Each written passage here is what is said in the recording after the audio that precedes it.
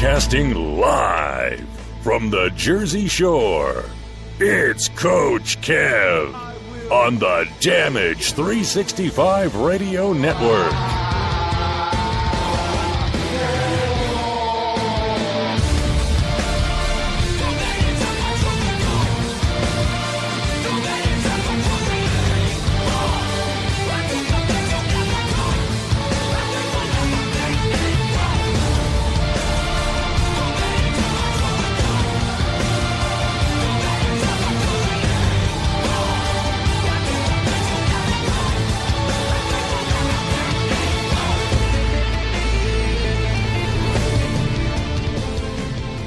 How's it going, everybody, and welcome back to another episode here in 2019 of the Indie Super Show on the Damage 365 Radio Network, also being broadcasted on the Spreaker Radio Network, YouTube, iHeartRadio, and Spotify Radio. I'm Coach Kev, leading you away today. We got a lot to talk about, just a slew of rumors and stories going around about WWE talent asking for releases.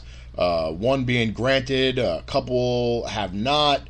Another one that said he's leaving after WrestleMania when his contract is up. Has it anything to do with AEW? Does it not? People maybe just unhappy. How is AEW affecting WWE talent? Also, is AEW just legitimately a t-shirt company at this point? Nothing booked, nothing going on, just a whole bunch of promises and hopes. Is it even an indie company at the moment? We'll talk a little bit about that. Also, we have a bunch of top 10s that were sent in that some fans wanted to see lists of, wasted talent and things like that. So we'll talk a little bit about that. Maybe I'll add a couple of names on that list, and hopefully some fans will send in their lists as well. But let's take our first commercial break. When we come back, we're going to kick off this show as we are all brand new, signed up for another year with all of our networks. So we're very excited to kick it off. So sit back, relax, give us about an hour of your time here on the Indie Super Show. The following announcement has been paid for by the New World Order. This is the War Machine Rhino, the last ever ECW World Heavyweight Champion, and you're listening to Damage 365 Radio. Keep listening or you'll get gored in half.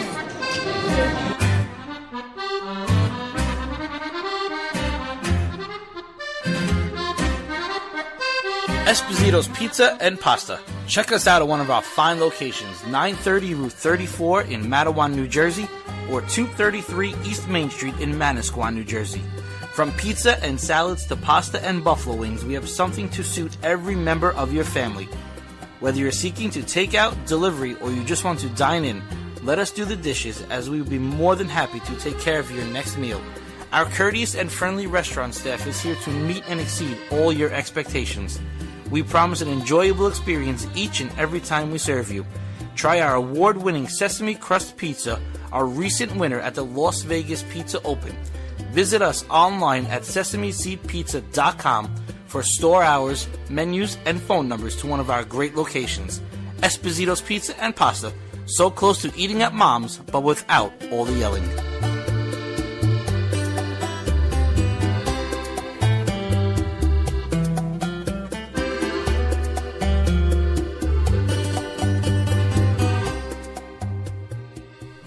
Hey, this is Bruce Pritchard, and you are listening to Damage 365 Radio. But I need you to know something. Just because I love you doesn't mean I like you.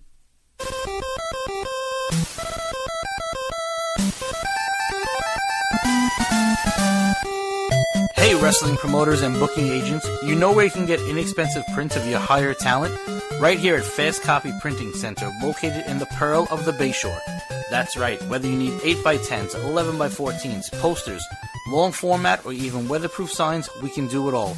We also can create promotional items for your business, such as pens, business cards, drink koozies, banners, or just a coffee mug.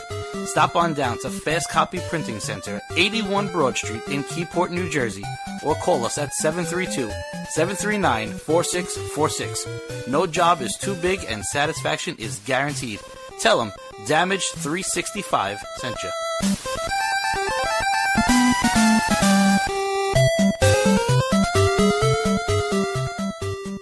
This is Lanny Poffo, formerly the genius full of glory and renown. You are listening to Damage 365 Radio.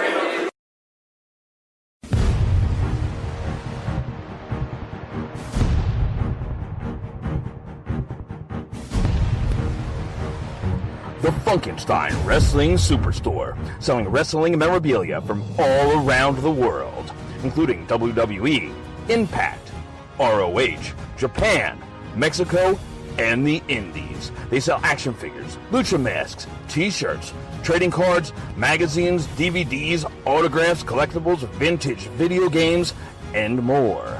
Stop in to get tickets for local independent wrestling such as UWA Elite, CZW, and Synergy Wrestling. Located indoors at the world-famous Englishtown Flea Market, Blue Building, booths 45 through 48, 90 Wilson Avenue in Manalapan Township, New Jersey. Open every Saturday and Sunday from 8 a.m. to 3 p.m. all year round. Visit them at Facebook at facebook.com/Funkenstein Inc. New Jersey's largest wrestling store is the Funkenstein Wrestling Superstore. Tell them Damage 365 sent ya.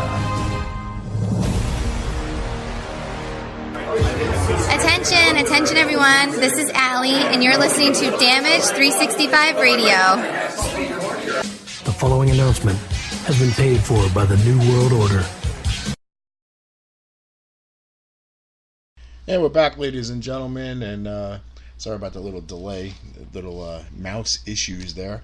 But let's talk about a little bit about WWE right now, and all the rumors swirling around about who's asking for releases and who has actually asked for releases, who is leaving the company, who is rumored to leave the company, and all this nonsense. So, this happens every year. Every year, a big group of talent usually gets released from WWE. Out with the old, in with the new. I mean, a couple years ago, we had Emma in. Actually, it was last year. We had Emma in Super Bowl Sunday, doing her first tour around the area in her first weekend available. And she was a group of people that got released from WWE.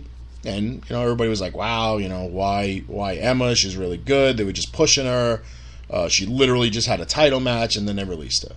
And then all talent, 90 days. You gotta wait 90 days until you really can do anything after your contract. That's with anything. And then WWE holds the rights and the copyrights to most of your namesakes. So for Emma, she was, her real name, Tennille Dashwood, and formerly known as Emma. We had Cameron the first week she was around, so she was advertised as Ariane Andrews, formerly known as Cameron. Stuff like that. We had Sawyer Fulton first time around. We had Jimmy Jacobs. I mean, we can go on and on of the talent that we've had in pretty much as soon as they were available. But, this all boils down to AEW. AEW announces that they're making a show called the Elite, All Elite Wrestling. They have a multi-billionaire that is backing the company, the owner of the Jacksonville Jaguars. And one of my things that I said from the beginning, I was like, okay, so a multi-billionaire owner with zero wrestling background, zero wrestling history other than being a fan, is the president and owns the company that is wrestling. What could go wrong? I mean, you can go back to WCW. WCW was owned by Ted Turner, a billionaire who had no history in the wrestling industry. And people say, well, he didn't run the company. Well, yeah, he did run the company. He had an open checkbook policy. That was his mistake, allowing people to sign for whatever they wanted because he trusted everybody else. Now, everybody wants to blame Bischoff. Anybody who has a brain and knows the history about WCW, they didn't shut down because Eric Bischoff made so many bad decisions that they couldn't stay afloat. Eric Bischoff and WCW went out of business because AOL Time Warner bought the company and did not want wrestling on TV. They did not give a crap about wrestling. And without television, for a show that's supposed to be mainstream, for a company that's supposed to be a competition to WWE, it won't exist without television. Period. So it had nothing to do with Bischoff. In fact, the ratings that WCW was getting when they were supposedly hemorrhaging all that money per month is basically the ratings that Impact Wrestling is doing now, and Impact Wrestling is still around. So they could have survived. They would just needed another network, but it was just bad timing. It is what it is. They sold the company pennies to a dollar to Vince McMahon, and what did he do? He destroyed WCW, destroyed ECW, destroyed everybody that had to do with that company that he felt wasn't going to make them an immediate buck, and there you have it. WCW is a distant memory of the Monday Night Wars in the version that WWE wants you to know, and not really accurate to what really happened, but whatever the case. So,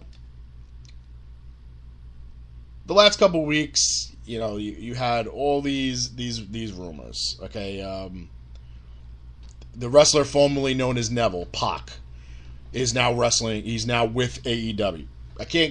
I'm gonna mistakenly say wrestling. There's no show. You know, they got an announcement, a fan fest thing going on in Vegas in February that basically is just going to be a major announcement. All the wrestling talent that they're signing to go into the future, to run shows and things like that. So basically right now, the only thing they're doing is selling t-shirts. Okay, they're not a company yet. They haven't done anything yet. I'm sure that's all going to change.